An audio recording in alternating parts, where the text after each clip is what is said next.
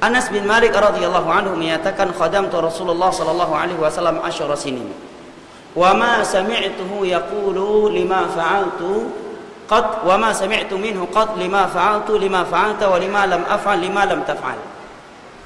Kata Anas bin Malik radhiyallahu anhu, selama aku menjadi pembantu Rasulullah sallallahu alaihi wasallam 10 tahun, aku belum pernah mendengar beliau berkata kepadaku terhadap sesuatu yang telah aku lakukan, kenapa kamu lakukan begini?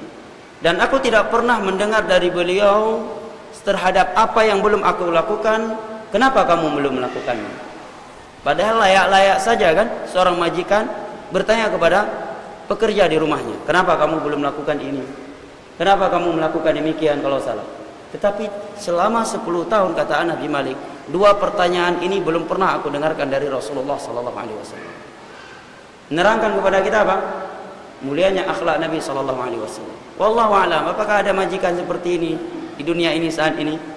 Ya, mungkin jangankan ya seperti itu. Bahkan mungkin dia nggak bisa memanggil dengan panggilan-panggilan baik. Sedikit marah mungkin keluar langsung nama-nama hewan. Sebagian orang kan begitu. Dia merasa puas kalau keluar nama-nama hewan dari mulutnya. Kalau belum keluar dia belum puas.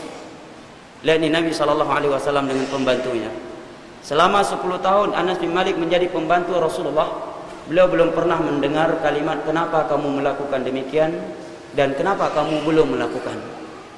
Sekarang urang hana malele lu dalam yurah bak pembantu kah hana malele hana mukali lu dalam yurah bak pembantu lu dalam uragam yurah bak pembantu urina nakai lam urang lain hana malele enggak ada rasa malu lagi. Celana dalam harus dicuci oleh pembantunya, kan ada rasa malu lagi dia. Ya, subhanallah ya. Bahkan sebagian orang membuat pembantunya layak seorang budak. Anas bin Malik menyatakan selama 10 tahun menjadi pembantu Rasulullah, belum pernah terdengar oleh saya pertanyaan kenapa kamu belum melakukan ini dan kenapa kamu melakukan ini.